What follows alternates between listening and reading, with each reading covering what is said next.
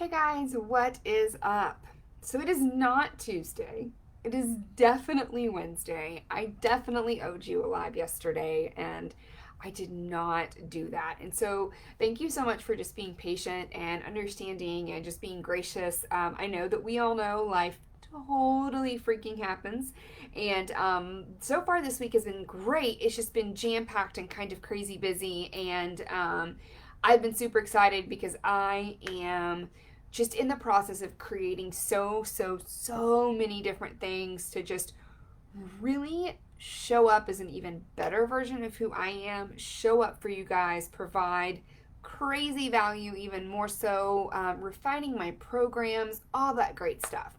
Um, and so yesterday, I actually, pretty much every day this week, I haven't known what day it is. And that's not that uncommon for me. Like, I frequently have to remind myself what day it is.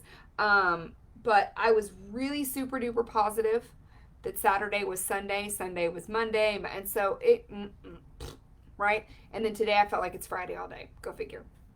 Anyway, but I did want to jump in here still super quick because actually the live that I have and the topic I was going to talk about is not something that's just super duper long because it's a pretty simple concept. Simple, but not necessarily easy, right? And so that's the idea of, and I even put it as the title of the video, but it's really centered around this question. If you don't confidently and wholeheartedly believe in yourself, why the fuck should anyone else? Right?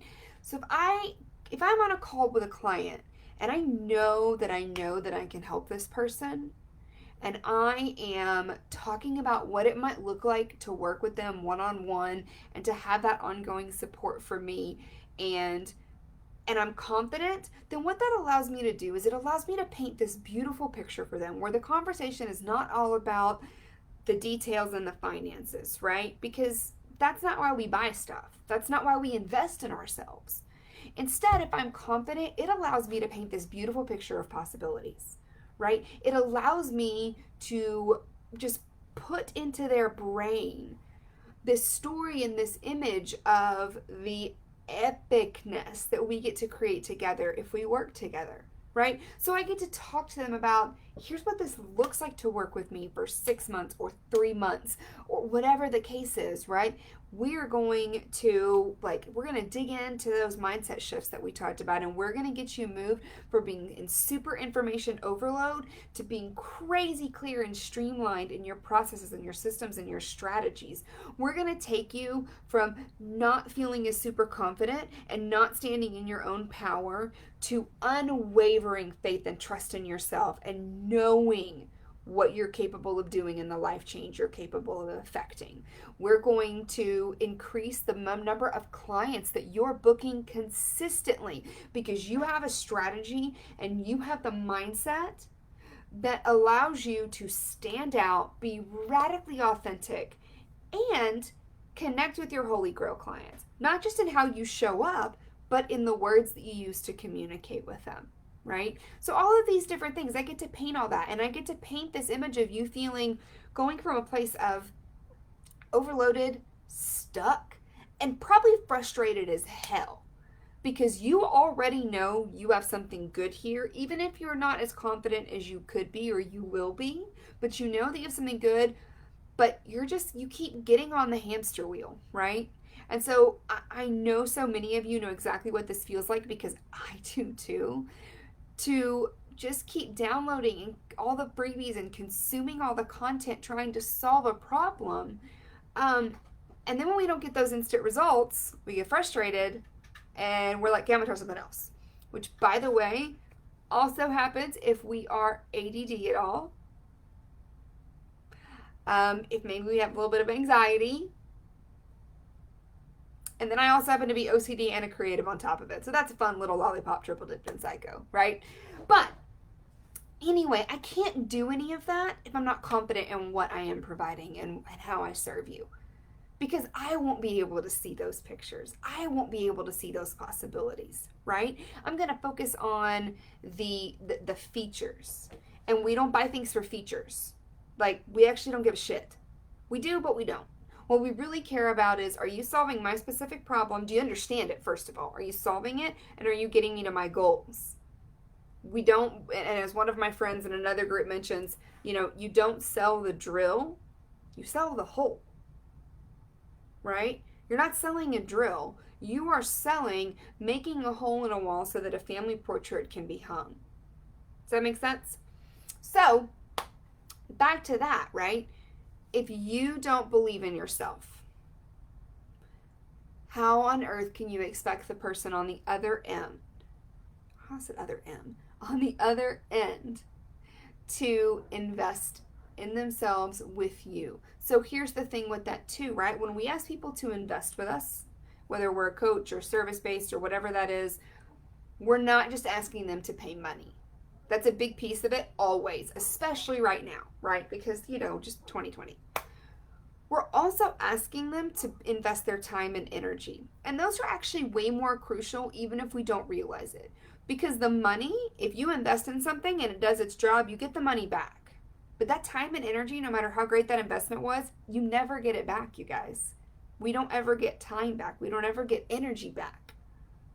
And so we're asking people to entrust us not just with their financial investment, but in the idea that if they make the time and if they put forth the energy and they do the work, they're going to get that much closer to that goal until they get there. They're going to achieve and receive that transformation that they're so desperately wanting and needing. And if they don't trust us, I'm sure you can think of a million things, right? Like, I had an example and I lost it. Shoot.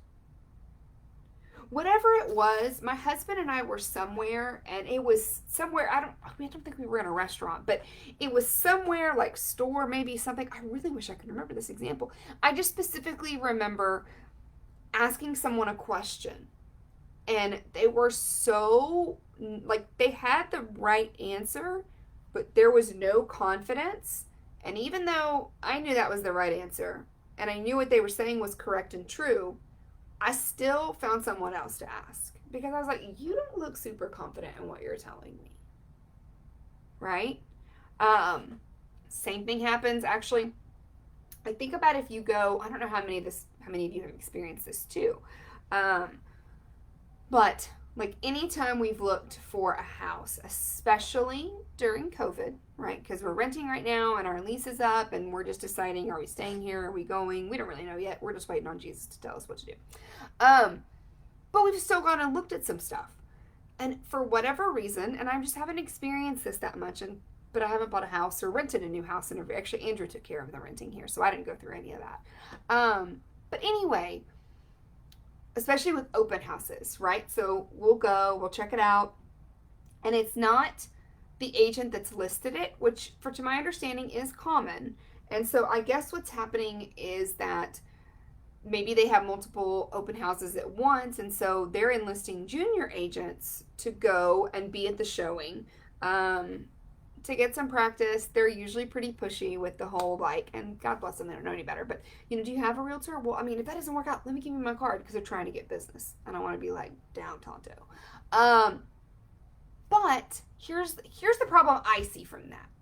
Okay, not only are you kind of annoying me, because I need you to stop nipping at my heels, Skippy, and I've already clearly told you I have a realtor and I'm not changing. But when we ask questions, they don't have the answer. Or if we say, hey, when was the roof repaired? I think it was 2006. And I don't care if I have the sheet in front of me that says 2006. I now trust that less. Because you weren't confident. And I guarantee you, we are never, ever, ever, ever, ever going to make or broker any kind of a deal with someone else that we are not confident in their knowledge, their abilities, and their skills. Right? I also don't believe, I used to say fake it till you make it. I really don't believe in that. I think that's bullshit. I don't know why I used to say that. I really, instead, it's act it until you are it, or show up till you blow up, right? Because remember, thoughts are things. And so there are ways that we can trick our subconscious until that belief becomes so deeply rooted that it's automatic. just like imposter syndrome for a lot of us is automatic, and questions and doubts and things like that, right? So just something that I wanted to kind of put into your cerebellum, as far as just being considerate of that, right? Before you hop onto a call with someone, discovery call, consulting call, or if it's a sales call, right? I want you to just take a few minutes. I want you to remind yourself of how badass you are. I want you to remind yourself of what you and no one else can do for that person that you're going to be talking to on the other end. And then when you go into that call, be fucking confident. You need to ooze it, right? And as a little side note, anytime you're giving anybody prices, especially if it's on the higher ticket side, when you say the price, shut your mouth. Let the person on the other end think through that. They're going to process it out loud. They might have some questions, but be quiet. Because the second you come in and go, I mean, I can work with you if that's not in your budget. I can almost guarantee you you're losing the sale. Or you're going to get a client that you didn't want when all is said and done. Right? Either you're worth what you charge or you aren't. And I would argue in every case that you're either already worth what you're charging or you're worth way more and you're way undercharging. It's pretty rare that we find people that are charging way too much and not worth it. I mean, not if they're shitty people, but you get my point, right? Everybody in this group is a dope ass person, so I'm not talking about you, right? So, believe in yourself so that you can give other people the confidence to believe in you too, right? I hope everyone is having a wonderful week so far. Hope you have enjoyed all 3 of my cats exchanging baths. Welcome to my sort of life. The dogs are outside, thank goodness. Oh, P.S. Fun little side note. For those of you that follow the zoo and know that we have a zoo, our snake totally got out the other night. I was actually in here working. My office door was closed, so no other animals could get in here, but we have a gap under the door that's like that big. He's a juvenile ball python, so he's not huge. I thought I kept hearing things in the background, like little things shift and move, but I was like, it's probably just the animals playing on the other side of the wall. Then I get up to leave my office, and there's no snake. And I'm like, where's the snake? And the funny thing is that, and goes back to just my belief that animals have souls and they have personalities and whatever else. I think it was a game for him. And I don't care if he's cold-blooded. No, I think he was having a real good time. We had to get a new top because Fatty Turtle, I always get confused. Fatty Turtle, right here, likes to get on top of it, and she fell through the mesh. And so we had to get one of the metal ones, but it doesn't fit super, super tight. And so we hadn't figured out how to clip it well enough.